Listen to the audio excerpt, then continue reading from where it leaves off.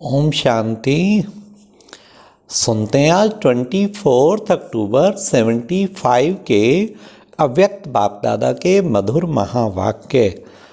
आज की अव्यक्त वाणी में बाबा ने प्रवृत्ति में रूहानियत भरने के लिए कौन सी वृत्ति रखें, साथ साथ बाबा ने मेरेपन को समाप्त होने के क्या क्या फायदे हैं, इसके साथ ही प्यारे बाबा ने स्पष्ट किया देह की प्रवृत्ति और बेहद की प्रवृत्ति कौन सी है जिसे स्वच्छ बनाना है, और बाबा ने मधुबन की क्या महिमा है, मधुबन में क्या छोड़ना है। तो सुनते हैं 24 अक्टूबर 75 की अव्यक्त वाणी। वाणी का टाइटल है हरेक ब्रह्मा मुखवंशावली ब्राह्मण चेतन शालिग्राम का मंदिर है। अपने को कमल पुष्प समान अति न्यारा और सदा बाप का प्यारा अनुभव करते हो। कमल पुष्प एक तो हल्का होने के कारण जल में रहते भी जल से न्यारा रहता है, प्रवृत्ति होते हुए भी स्वयं निवर्त रहता है।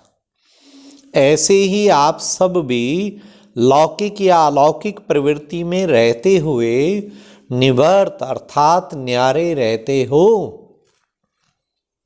निवर्त रहने के लिए विशेष अपनी वृत्ति को चेक करो। जैसी वृत्ति वैसी प्रवृत्ति बनती है। वृत्ति कौन सी रखनी है? आत्मिक वृत्ति और रूहानी वृत्ति। इस वृत्ति द्वारा प्रवृत्ति में भी रूहानियत भर जाएगी। अर्थात प्रवृत्ति में रूहानियत के कारण अमानत समझकर चलेंगे। प्रश्न था ना, प्रवृत्ति में रूहानियत भरने के लिए कौन सी वृत्ति रखें? तो बाबा ने कहा आत्मिक वृत्ति और रूहानी वृत्ति। इस वृत्ति द्वारा प्रवृत्ति में भी रूहानियत भर जाएगी और अर्थात प्रवृत्ति में रूहानियत के कारण अमानत समझकर चलेंगे तो मेरापन सहज ही समाप्त हो जाएगा। अमानत में कभी मेरापन नहीं होता। मेरापन में ही मोह के साथ साथ अन्य विकारों की भी प्रवेशता होती है। अब सुनिए, मेरापन समाप्त होने के फायदे बाबा बता रहे हैं।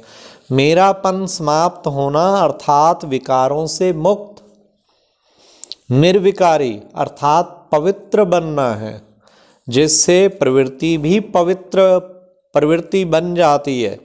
विकारों का नष्ट होना अर्थात श्रेष्ठ बनना है।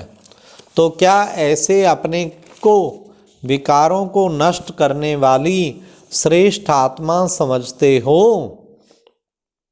प्रवृत्ति को पवित्र प्रवृत्ति बनाया है। सबसे पहली प्रवृत्ति है अपनी देह की प्रवृत्ति और फिर है देह के संबंध की प्रवृत्ति। तो पहली प्रवृत्ति देह के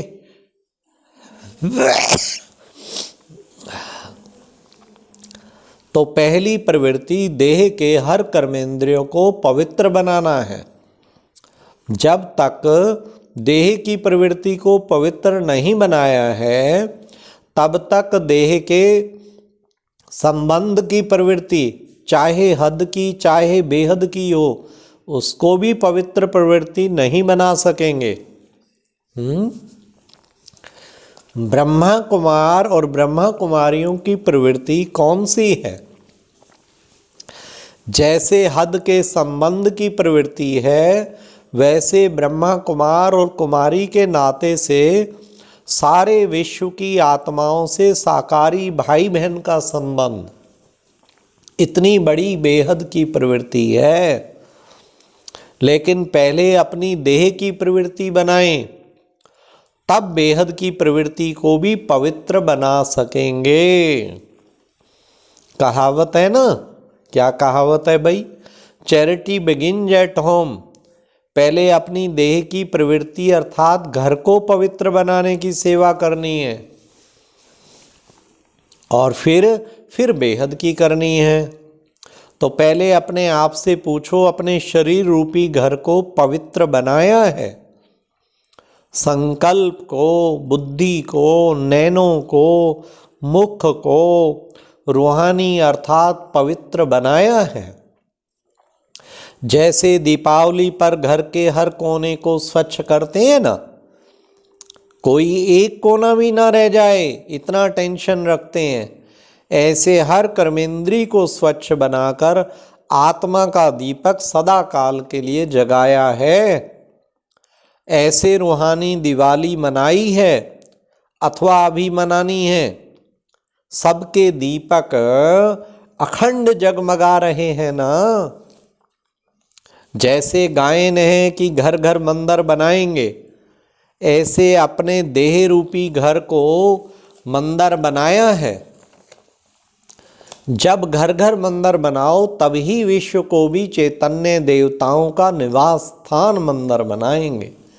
हाँ, देह रूपी घर को बाबा कहते मंदिर बनाओ, अर्थात हर कर्मेंद्री को इतना स्वच्छ बना दो, तब विश्व को चैतन्य देवताओं का निवास स्थान मंदिर बनाएंगे। जितने भी ब्राह्मण हैं, हर एक ब्राह्मण चैतन्य शालिग्राम का मंदिर है, चैतन्य शक्ति मंदिर है। ऐसे मंदिर समझते हुए उनको शुद्ध पवित्र बनाया है। अभी के पुरुषार्थ के समय प्रमाण व विश्व के संपन्न परिवर्तन के समय प्रमाण इस समय कोई भी कर्मेंद्री द्वारा प्रकृति व विकारों के वशीभूत नहीं होना चाहिए। जैसे मंदिर में भूत प्रवेश नहीं होते हैं, तो हर घर को मंदिर बनाया है। जहाँ अशुद्धि होती है वहाँ ही अशुद्ध विकार अथवा भूत प्रवेश होते हैं। चैतन्य शालिग्राम के मंदिर में व चैतन्य शक्ति स्वरूप के मंदिर में, असुर संहारणी के मंदिर में आसुरी संकल्प व आसुरी संस्कार कभी प्रवेश नहीं कर सकते। अगर प्रवेश होते हैं तो कोई ना कोई प्रकार की अशुद्धि अर्थात अस्वच्छता है। ऐसे अपने को चेक करो, कहाँ भी कोई प्रकार की अशुद्धि रह गई हो तो उसको अभी खत्म करो, अर्थात सच्ची दीपावली मनाओ।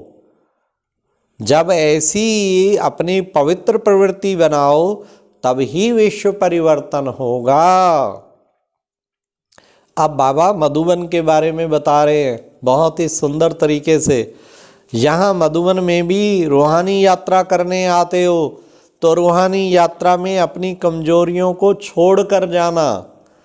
मधुबन है ही परिवर्तन भूमि। परिवर्तन भूमि में आकर परिवर्तन नहीं किया तो परिवर्तन भूमि का लाभ क्या उठाया। सिर्फ परिवर्तन भूमि के अंदर परिवर्तन नहीं लाना है, लेकिन सदा काल का परिवर्तन लाना है। मधुबन को महायज्ञ व राजस्व अश्वमेघ यज्ञ कहते हैं। तो यज्ञ में आहुति डाली जाती है ना। महायज्ञ में महान आहुति डाल कर जाते हो अथवा डाली हुई आहुति फिर वापस लेते हो। जो नाम देते हैं वैसा काम भी करते हो वा नहीं। नाम तो है महायज्ञ, परिवर्तन भूमि और वरदान भूमि, तो जैसा नाम वैसा कार्य करो। मधुबन जब भी जाएं परिवर्तन होके आए, कुछ पक्की प्रतिज्ञा करके आए, छोड़ कर आए। जो प्रतिज्ञा करके जाते हो उसको निभाते रहो, अथवा निभाना मुश्किल लगता है। अब सुनिए बाबा क्या बताते। निभाने में भी 3 प्रकार की आत्माएं बन जाती हैं। कोई तो निभाने में सच्चे परवाने मुआफिक स्वयं को बाप पर न्यौछावर कर देते हैं, अर्थात फरमान पर कुर्बान हो जाते हैं। और कोई निभाने में भक्त बन जाते हैं, अर्थात बाप से ही बार बार शक्ति लेते रहते हैं, अर्थात मांगते रहते हैं। शयन शक्ति दो तो निभाऊं, सामना करने की शक्ति दो तो निभाऊं, ऐसे भीख मांगते रहते हैं, अर्थात भक्त बन जाते हैं। और कोई फिर ठगत भी बन जाते हैं। वाह बाबा वाह। कहते और लिखते हैं एक और करते दूसरा है। बाप के आगे भी ठगी करते हैं, अपनी गलती को छिपाने की ठगी करते हैं। ऐसे ठगत बच्चे भी हैं। कोई कईयों में निभाने की शक्ति है नहीं, लेकिन अपने को बचाने के लिए फिर बहानेबाज होते हैं। अपनी कमजोरी को छुपाकर दूसरों के बहाने बनाते रहते हैं। फलाना संबंध ऐसा है इसलिए यह हुआ, वायुमंडल वातावरण ऐसा है इसलिए यह होता है, सरकमस्टांस अनुसार होता है। ऐसे बहाने बनाते रहते हैं। निभाने में इतने प्रकार के निभाने वाले बन जाते हैं। कहना सबका एक है कि मेरा तो एक बाप दूसरा ना कोई, जो कहेंगे और कराएंगे वही करेंगे। लेकिन करने में और प्रैक्टिकल आने में अनेक प्रकार के बन जाते हैं। इसलिए क्या करना है, इसलिए अब तक साधारण समझ जो किया उसको बीती सो बीती करो, अर्थात अपने ऊपर रहम करो। इस भूमि के महत्व को भी अच्छी रीति जानो। इस भूमि को साधारण भूमि नहीं समझना। महान स्थान पर जाते हो अपने को महान बनाने के लिए। महान बनना अर्थात महत्व को जानना। समझा? तो भाव समझे। बाबा ने कहा ये भूमि जो है सबसे महान भूमि है, इसको साधारण भूमि नहीं समझो, बहुत उच्च भूमि है। तो उसी महत्व से आओगे तो वैसी प्राप्ति होगी। ऐसे समय प्रमाण स्वयं को परिवर्तन करने वाले, विश्व परिवर्तन के निमित्त बने हुए, बाप के साथ प्रीति की रीति निभाने वाले, बाप को सदा अपना साथी बनाने वाले और सदा कमल पुष्प समान साक्षी रहने वाले, ऐसे सदा स्नेही बच्चों को बाप दादा का याद प्यार और नमस्ते। तो बाबा ने आज एक तो मधुबन भूमि की बहुत महत्ता बताई और कहा वहाँ प्रतिज्ञा करके जाओ और ठगत नहीं बनना, भगत भी नहीं बनना, प्रैक्टिकल करना है। और साथ साथ बाबा ने कि चैतन्य शालिग्राम के अंदर और कुछ नहीं, देह की प्रवृत्ति बिल्कुल स्वच्छ और शुद्ध होनी चाहिए। अच्छा, ओम शांति।